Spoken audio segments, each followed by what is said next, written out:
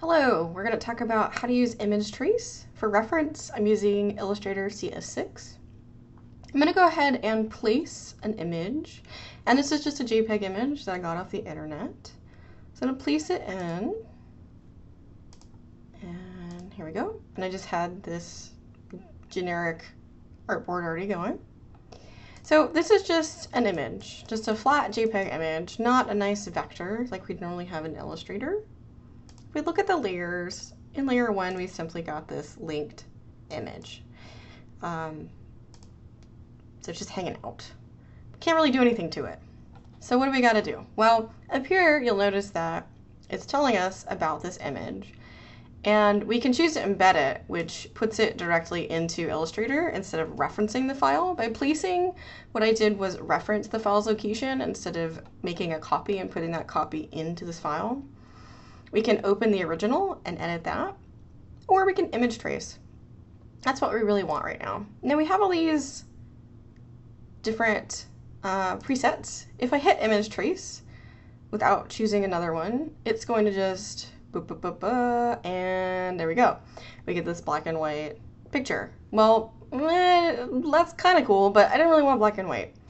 So if you look up here, we can view different things. So we got the tracing result, the outlines with source image, so you can see the outlines are the color of the layer, which in this case is blue, although not entirely accurate here. I think it's just using that. You can change presets and things of colors up here in the preferences.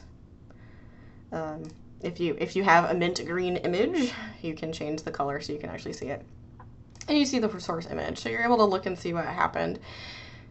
Now we don't necessarily want that, so we can choose this preset here, or we can go to the image trace panel.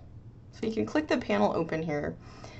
You've got a bunch of different options. The biggest one is the one that's the presets up here. So we can choose what we have. Now, for instance, we could have, if it was a photo, I could choose the high fidelity photo. It's going to take a long time to think about it because there's a lot of colors, a lot of detail. And it's got to change those pixels as dots into sort of areas of color. I can also limit the colors, so I'm pretty sure she doesn't have that many colors. We can look back at our source image. We've got 1, 2, 3, 4, 5 about colors, so that should work. I'm going to go and change her to 6 color trace. And it's going to think about it for a second. Anything that requires more detail is just going to take more processing time, and that's going to vary on your machine. Right now I'm doing the source image, so we'll switch back to the result when it's done. It won't let you touch anything because it's too busy thinking. It's got to focus.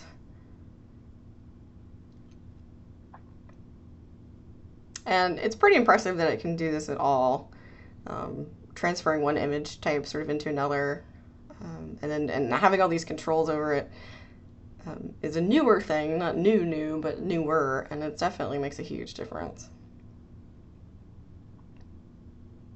You can see in here, you can actually limit the palette. So right here it says 6 colors, so I chose this 6 color preset.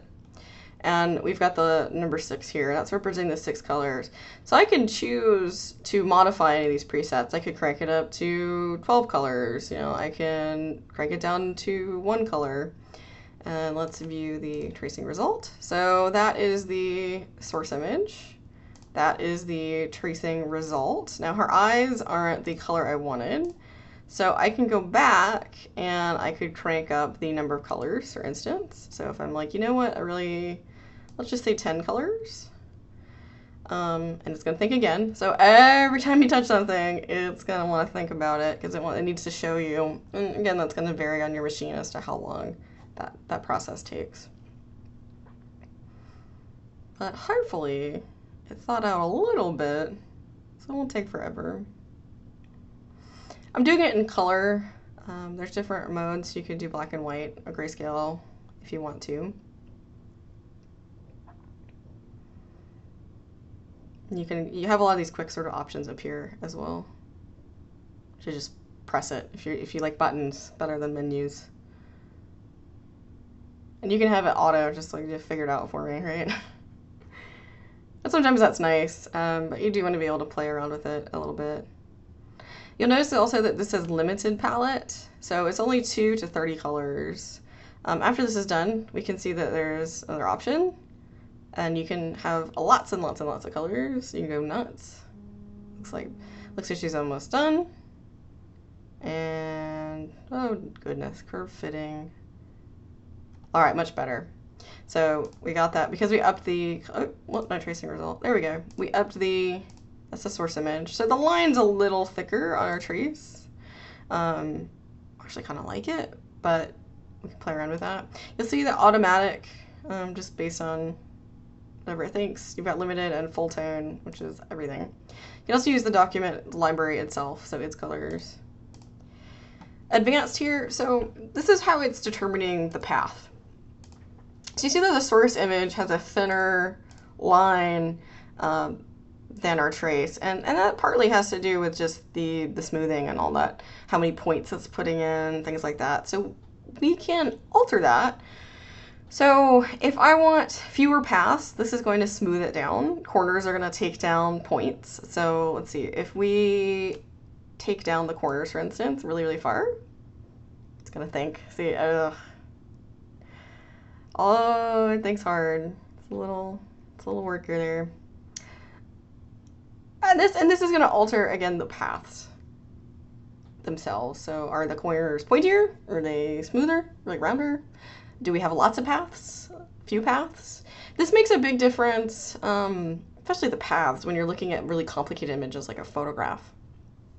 In a photograph, there's so much depth and detail that you can end up with so many paths that just you want to scream, because there's just so many little pieces, right? It's like, you know, it's like a box of Legos just dumped out.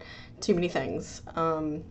With something like this, which is sort of probably already was a vector at some point, or was made sort of in that style, that graphic style, it's not as dramatic with the number of paths. It's going to try to, because whoever created it probably limited to, you know, a clean look.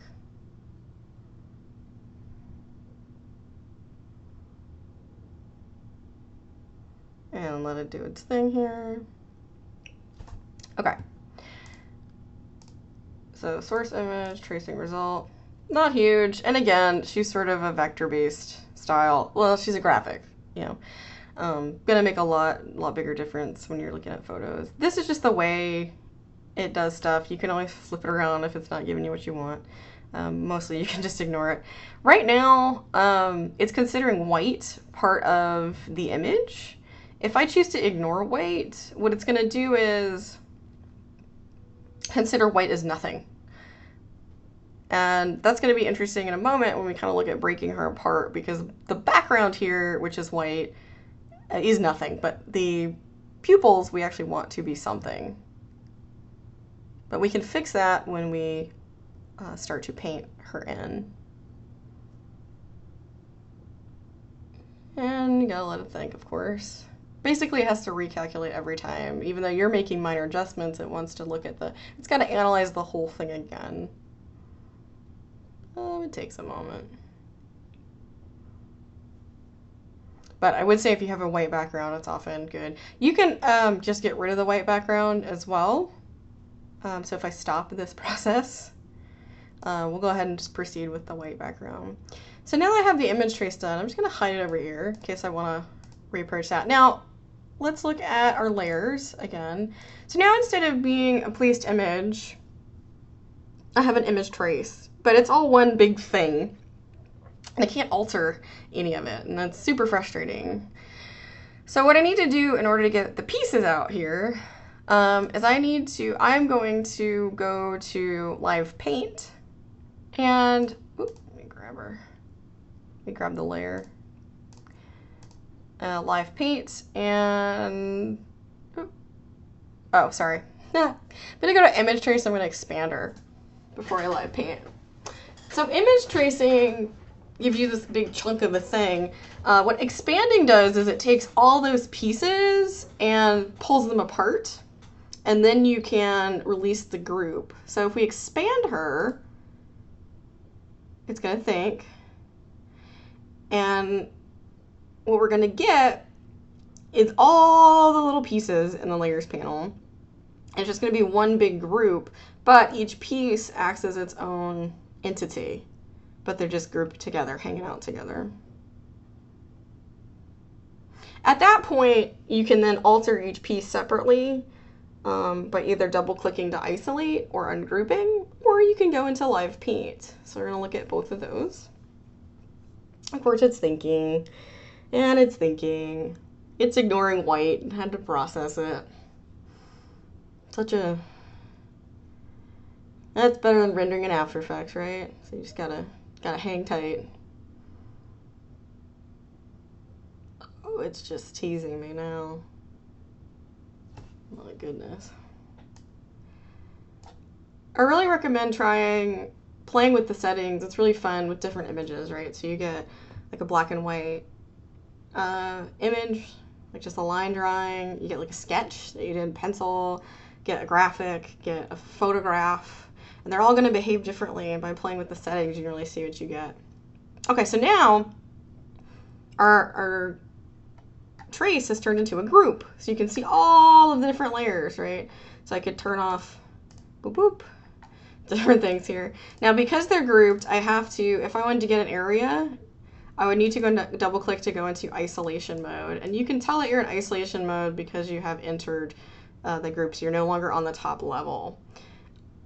At that point, I could come in here, right? And I can change that fill. Now I'm isolating the group, and you're like, well, that's the only thing in there. And you're like, yeah, well, that's just how it works. It's kind of done that way. All right, so now she's got a blue dress, right? I can go back out to the top layer. So this is the whole thing. Now, if I click her out on this top layer, this top level, rather, she's one big group. If I want her to behave separately, I can ungroup her, which then allows me to pull these pieces separately. Now that's dangerous, especially if you are doing lots of other things around it. So it's probably best to keep it in a group, so that way when you click and drag, everything goes with it. I can do this little number though. So if I come in here and I isolate it, I'm gonna go ahead and I don't want this King Features business, right? So I can either choose to find it here, right? You see all those letters. Whoops. Go back in there. Command plus here.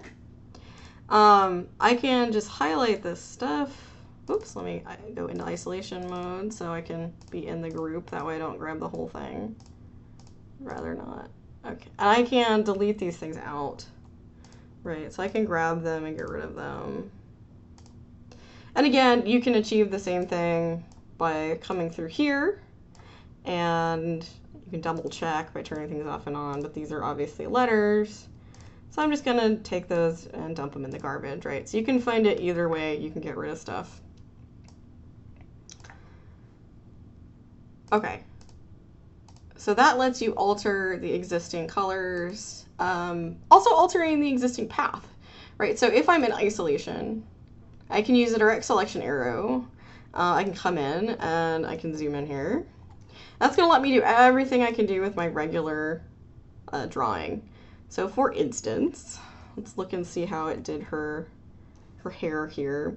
So it did it as a little curve. If I wanted it to behave differently, right, I could do something like this.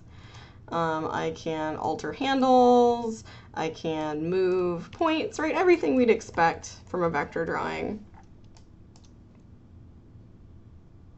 Something to keep in mind is these pieces. So for instance, that piece is separate from this piece. If I start, so this, let me grab that. So you can see sort of how the pieces are together. So the outline, you see that's one giant piece, and the color blocks are separate pieces. So even though we think of this as the outline of the color, keep in mind that the outline is a separate object. Now we can do, as we've been doing, where we come up here and change colors and whatnot, alter the path. You can take something, you take this whole group, and you can make a live paint if you so desire. And you'll see now you get a live paint group.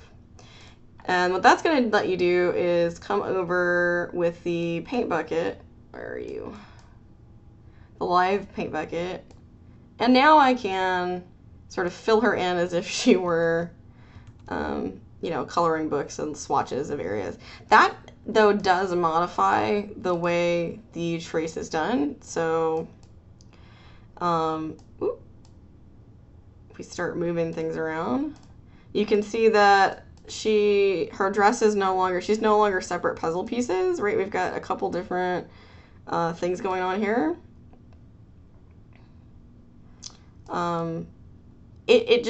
Live paint alters the way that the shapes relate to each other. So just keep that in mind when you're choosing how you want to approach the altering and recoloring. But at any time, you can come in and, you know, alter points and what have you.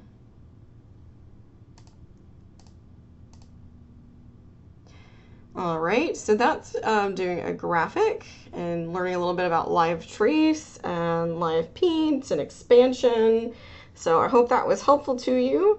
I highly recommend trying a photograph and playing around with that. You get some really cool looking, interesting effects and wow your friends, besides just bringing in an existing drawing and sort of modifying it.